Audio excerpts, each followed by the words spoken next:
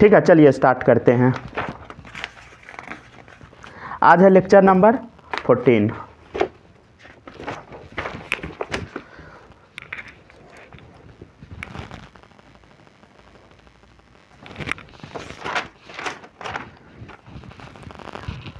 ठीक है ना।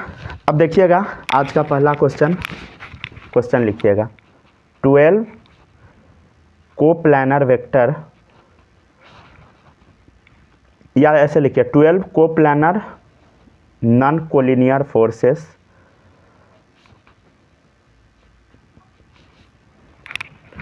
all of equal magnitude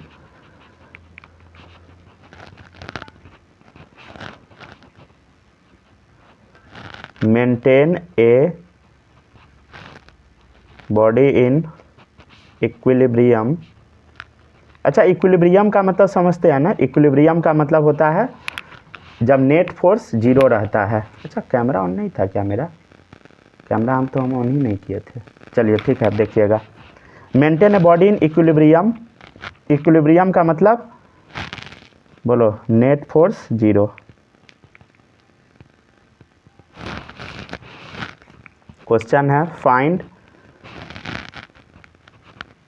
angle between two adjacent forces. अब दिख रहा है ना स्क्रीन आप लोग को? चलिए ठीक है, लिखते चलिए। उस टाइम नहीं दिख रहा था तो आप लोग बोले क्यों नहीं है? मतलब बैठे रहते हैं। दिखेगा दिखेगा, जरूर दिखेगा, ये सोच के। वाह, क्या बात है। चलिए, कितना है? 2 है, 12 है। 12 को planar non collinear non linear forces. हाँ ठीक है, नॉन लीनियर फोर्सेस सही है।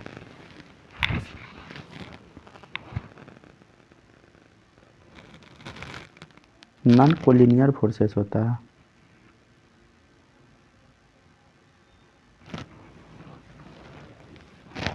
चलिए ठीक है, आप देखिएगा। ठीक है, एक एक करके हम बताते हैं, समझिएगा। ठीक है,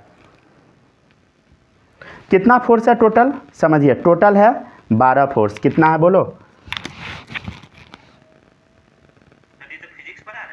हाँ हाँ, कोई केमिस्ट्री वाला कॉपी में नहीं लिखने लगिएगा, तो हम पहले ही मैसेज कर दिए थे ना। माही, आप केमिस्ट्री में लिख रहे थे ना? सर, मेरे पास इतना दिमाग है। वाह। 5 6 7 8 9 10 11 12। ठीक है, कितना है बोलो? 12 है। कितना है बताइए? 12 कोप्लानर। ठीक है ना। कितना है? 12 कोप्लानर फोर्सेस है। सबका मैग्नीट्यूड क्या है बताइए? इक्वल है। मतलब कुछ भी मैग्नीट्यूड डाल दीजिए, सबका क्या है बोलो? सबका इक्वल मैग्नीट्यूड है। ठीक है, और वो इक्विलिब्रियम बना के रख रहा है। तो पूछ रहा है find angle between two adjacent forces. तो इसके बीच का एंगल क्या होगा? कुछ याद आ रहा है? कल इसी टाइप का हम पढ़ाए थे आपको। क्या पढ़ाए थे, याद आ रहा है? बोलो। अरे एक सेकंड रुकिएगा, मेरे कॉपी में पेज क्यों छूट जा रहा है? आज भी 2 पेज छूट गया बीच का। कल भी छूट गया था। चलिए कोई नहीं, लिख देंगे बाद में। तो 12 को प्लानर कितना है बोलो? 12 को प्लानर फोर्सेस है। समझ गया ना, पेज चिपका रह जाता है।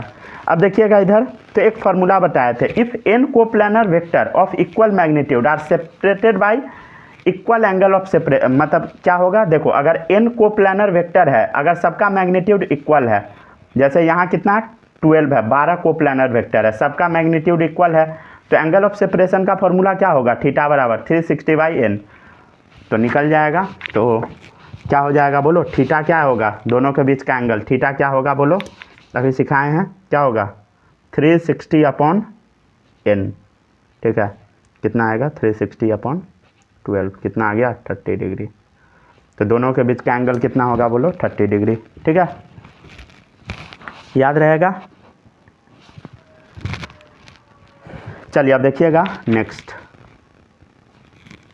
क्वेश्चन है p vector plus q vector बराबर resultant vector and magnitude of p vector equal to magnitude of q vector equal to magnitude of r vector. कुछ याद आ रहा है? ठीक है, देन फाइंड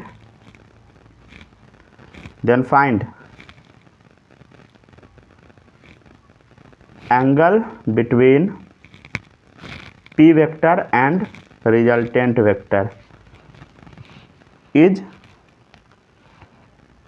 आपको बताना है, इज θ1। तो आपको बताना है कि θ1 क्या होगा। और है अगर इफ़, यहाँ भी इफ़ लगा दीजिए, ठीक है, if p vector plus q vector plus r vector is equal to 0 vector, ठीक है। एंड और क्या दे दिया है, पी वेक्टर का magnitude equal to q vector का magnitude equal to r vector का मैग्नीट्यूड, तीनों इक्वल है, ठीक है। देन एंगल बिटवीन, नहीं तो यहाँ से फाइंड ऑफ हटा दीजिए, ठीक है। अगर θ1 दे दिए हैं तो फाइंड वर्ड अच्छा नहीं लग रहा है, ठीक है।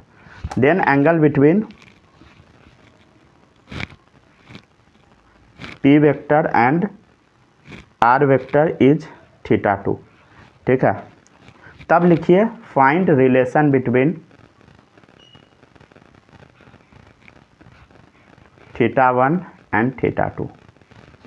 चलिए बना के देखिए। तो पहले यहाँ तक लिख लीजिए, फिर लिख लीजिएगा तो बता दीजिएगा, ठीक है। अच्छे से लिखिएगा सब लोग, ठीक है ना। अगर कुछ भी समझने में दिक्कत होगा बोल देना है, ठीक है।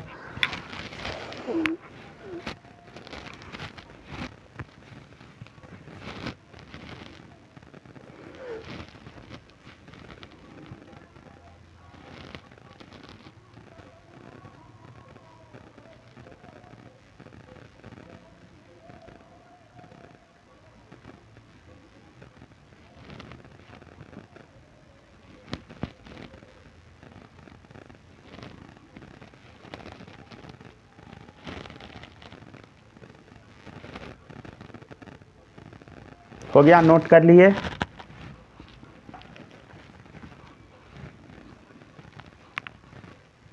अच्छा, कुछ हम आपको कल बताए थे। हो गया, नोट हो गया, माही लिख लिए यहाँ तक? थोड़ा सा लिखते चलिए, जल्दी जल्दी लिखिए। पता नहीं अब आप लोग का आवाज़ डिटेक्ट होता है कि नहीं, माइक लगा रखे हैं।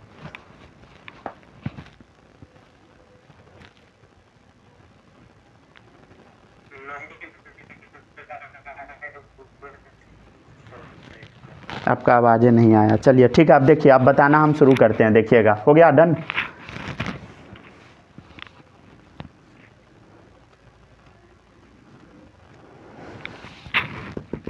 हो गया। पता है कोचिंग में जो माइक होता है ना, उसका रेट बहुत ज़्यादा है, 30-35 हज़ार रुपया में एक माइक देता है। 30-35 हज़ार रुपया, समझ रहे हैं आप, जो लेक्चर रिकॉर्डिंग में यूज किया जाता है माइक।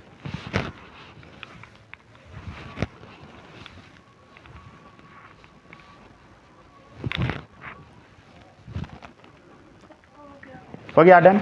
चलिए अब देखिएगा, आपको अब हम बताने का कोशिश करते हैं। देखिएगा इधर, आपको हम पिछले दिन बताए थे, देखो ए वेक्टर बी वेक्टर का मैग्नीट्यूड इक्वल है।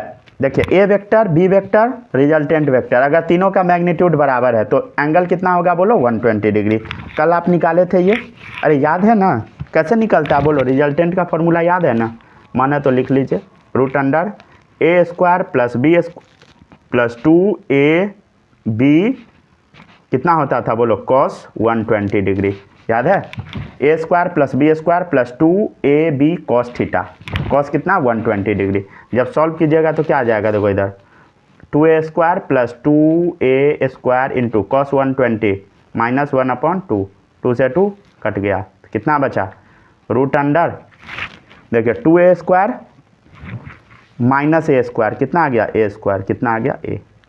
प्रूफ भी कर दिया, ऐसे कल हम बोल दिए थे, याद भी रखने के लिए, पीछे हम प्रूफ किए भी होंगे। चलिए देखिएगा, तो रिजल्टेंट कितना आ गया बोलो, A आ गया। समझ गया ना, कितना डिग्री एंगल पे, 120 पे, 120 डाल के प्रूव करके दिखा दिए। आपको याद रखना है, समझ गया ना। यहाँ पे एक्चुअली cos 120 दिया नहीं होगा, समझ गए ना, हम बस प्रूव करके दिखाए हैं। यहाँ पे आपको थीटा एक्चुअल में निकालना था, समझ गए ना, हो गया।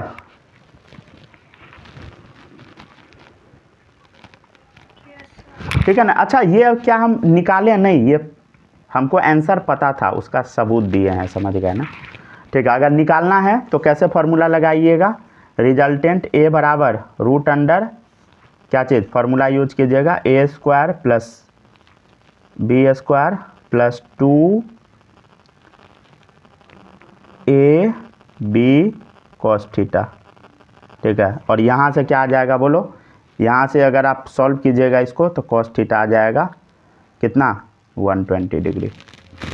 अगर आप लोग को थोड़ा बहुत भी समझने में दिक्कत होता है, अगर मान लीजिए आप घर पे अगर चाहते हैं कोशिश करने का, इसको बनाने का, तो बना सकते हैं, आ जाएगा। ठीक है, चलिए आगे बढ़े क्या।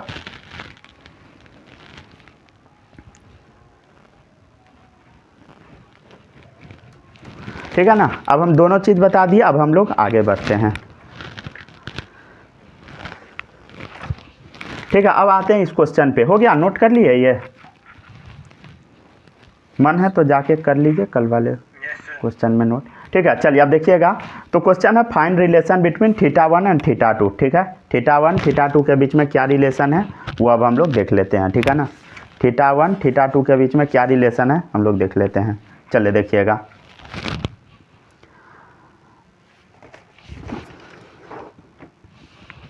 चलिए देखिए ध्यान से, क्या बोल रहा है, p vector plus q vector, क्या बोल रहा है समझो, p वेक्टर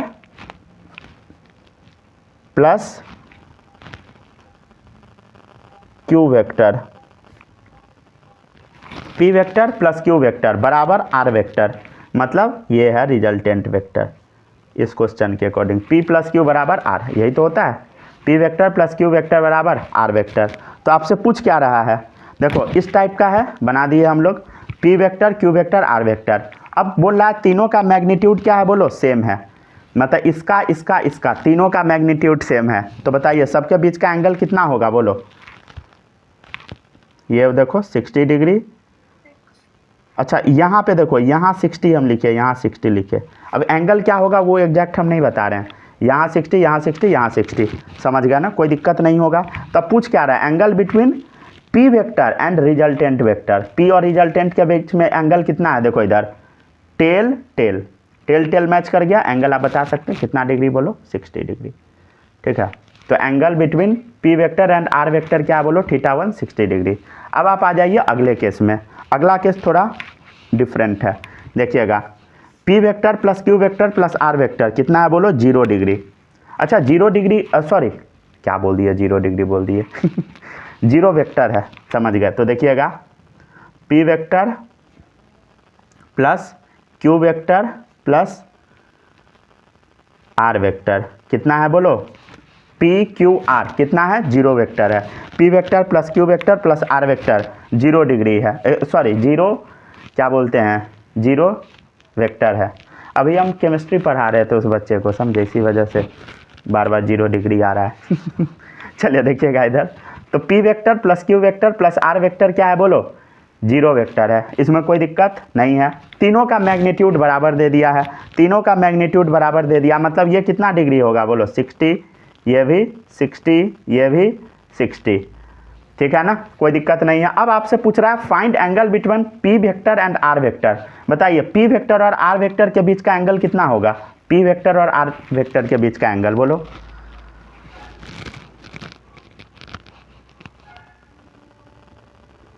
हाँ जी बालक बताइए, θ2 क्या होगा, p vector and r vector के बीच का एंगल बताना है।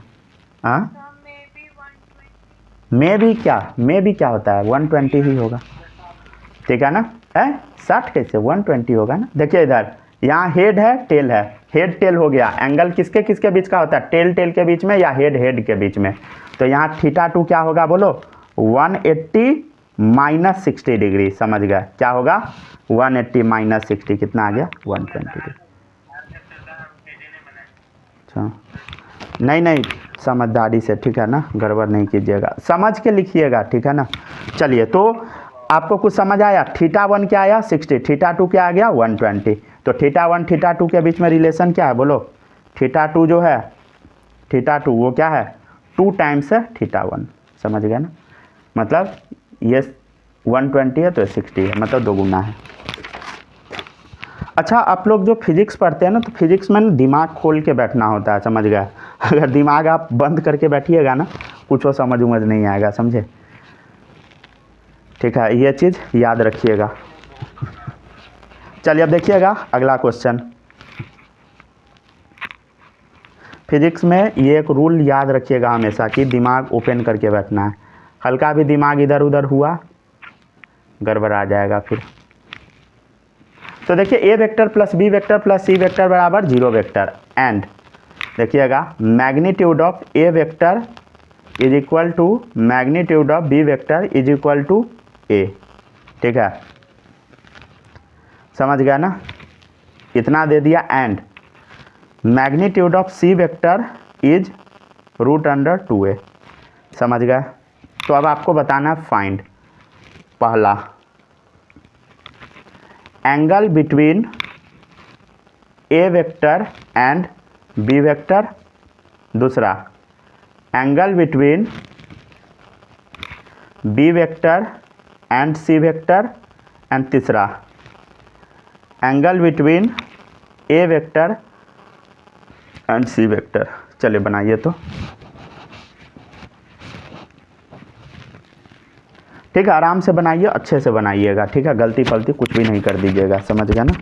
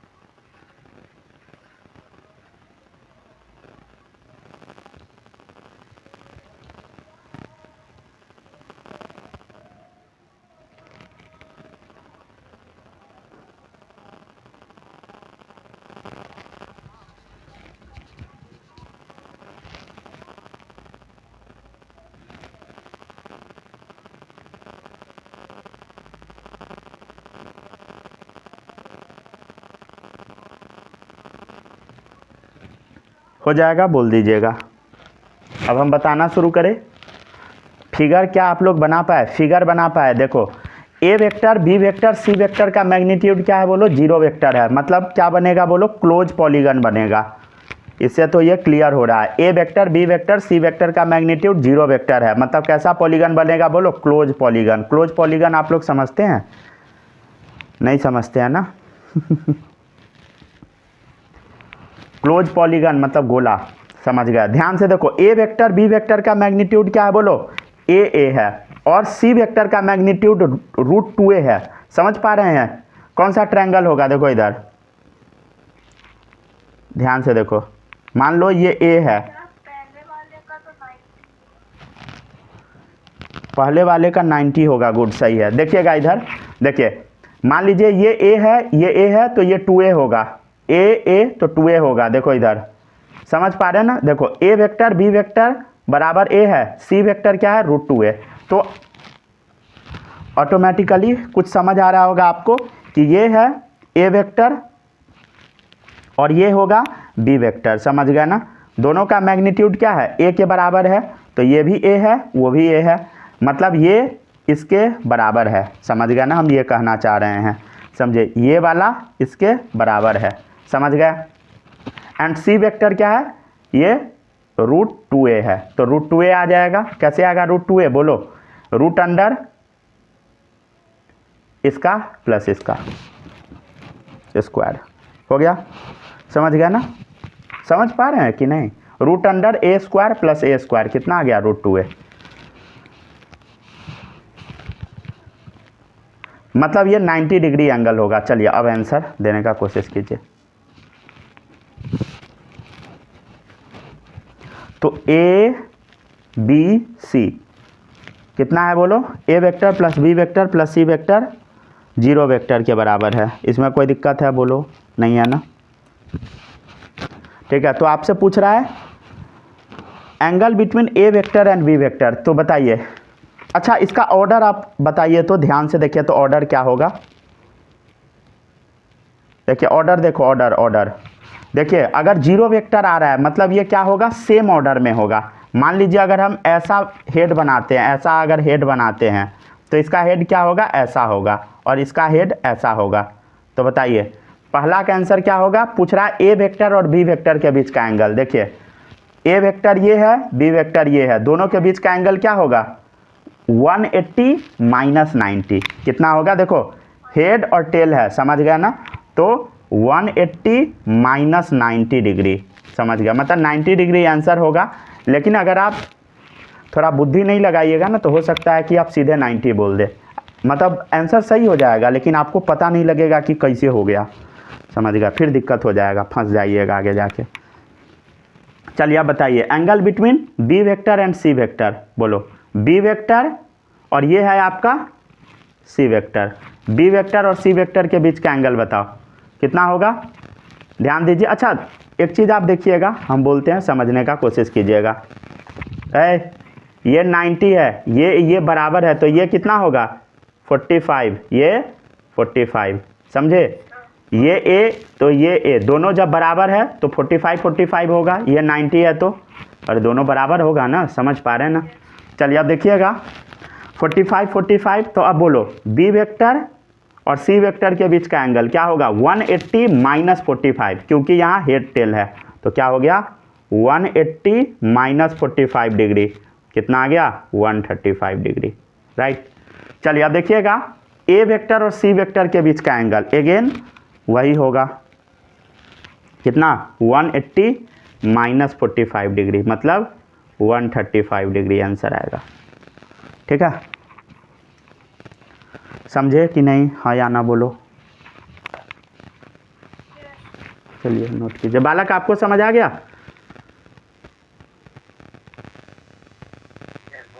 चलिए लिखते चलिए जल्दी जल्दी। पता नहीं ये माइक आप लोग का आवाज़ डिटेक्ट कर रहा है कि नहीं, ऐसे कर लेता है, समझ गए ना? अगल बगल का थोड़ा भी नॉइज ये डिटेक्ट कर लेता है, लेकिन अभी कर रहा है कि नहीं पता नहीं। हो गया, लिख लिए, चलिए गुड। चलिए अब देखिएगा नेक्स्ट है, हो गया ना, लिख लिए ना? चलिए अब एक क्वेश्चन देते हैं, थोड़ा समझदारी से इसका आंसर दीजिएगा, ठीक है ना? अच्छा इसी में नहीं घिनाइएगा, ठीक है ना?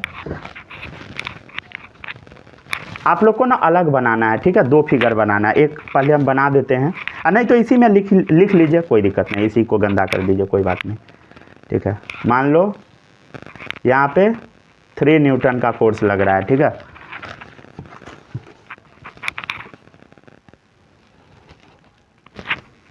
ठीक है, यहाँ √3 न्यूटन का फोर्स लग रहा है, ठीक है?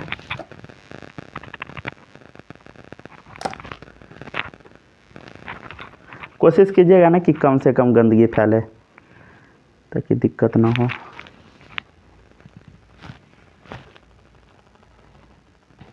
ये है आपका 30 डिग्री, यहाँ पे 3 न्यूटन का फोर्स लग रहा है,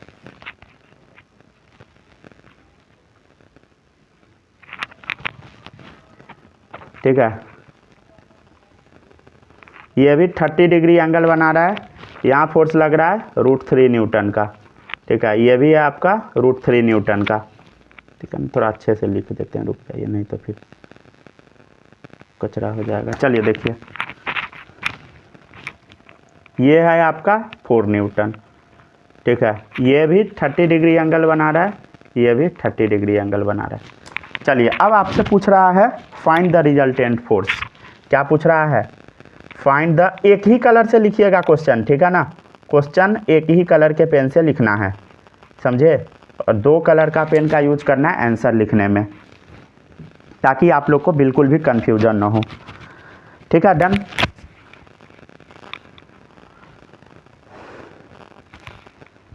मन है तो ये जो टेल निकला हुआ है इसको आप मिटा सकते हैं।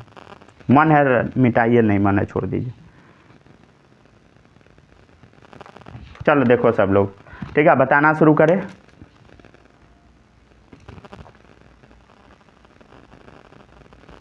चलिए बताना शुरू करें। कॉपी कीजिए तो पहले, ट्राई भी कीजिए। अगर बनना रहता तो अब तक बन गया होता। अच्छा, कुछ यहाँ पे आपको समझ आ रहा है, 120 डिग्री अगर होता है, अगर मान लीजिए दो वेक्टर का मैग्नीट्यूड इक्वल है और 120 डिग्री के बीच का एंगल है, तो रिजल्टेंट कितना आता है बोलो? सेम ही आता है, समझ गया ना?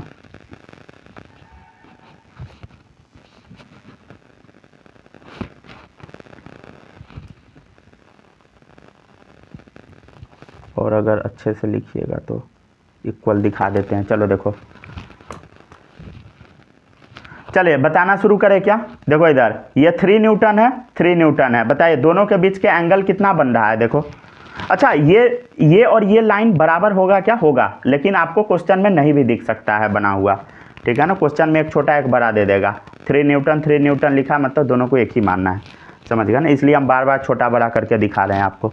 चलिए अब देखिएगा, ये कितना डिग्री एंगल बन रहा है। ये आप ना जो डॉट हम बनाते हैं उसको डॉट बनाते चलिए। देखिए 3 न्यूटन और 3 न्यूटन के बीच में कितना डिग्री एंगल है? देखो 3 न्यूटन के बीच में, बोलो 3 न्यूटन और 3 न्यूटन के बीच में कितना डिग्री का एंगल है? बोलो 30 30 30 30 120 डिग्री।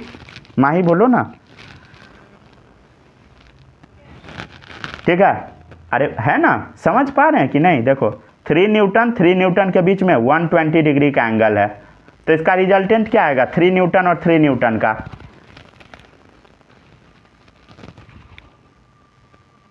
अरे 120। अच्छा, क्वेश्चन कॉपी कर रहे हैं। लिखिए लिखिए लिखिए, क्वेश्चन लिखिए आराम से, पहले लिखिए तब बताएंगे।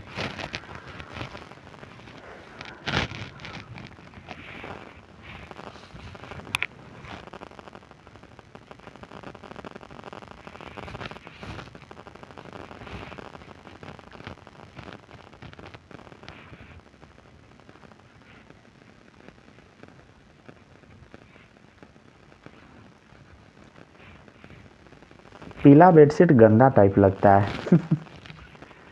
टेबल पे पढ़ाना शुरू करें क्या? नहीं, टेबल पे रिफ्लेक्शन अच्छा नहीं होता है।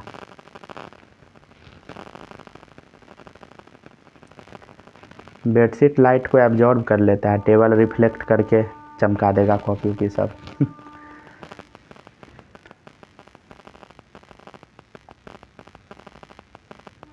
हो गया क्या? बताए?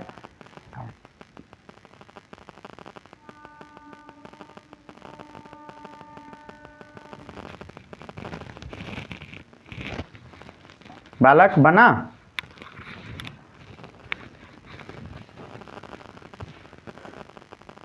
हेलो हेलो, गायब हो गया क्या? गायब है। चलिए अब देखिएगा इधर, ध्यान से देखिएगा। ये 3 न्यूटन है, 3 न्यूटन है, तो बताइए कितना डिग्री एंगल है? बोलो 30 30 60 30 90 30 120 120 डिग्री एंगल है, तो रिजल्टेंट क्या आएगा? बोलो जी, माही बोलो। ये 3 न्यूटन दोनों सेम फोर्स है, तो रिजल्टेंट क्या आएगा? 3 न्यूटन ही तो आएगा, 3 न्यूटन ही आएगा ना, याद आया?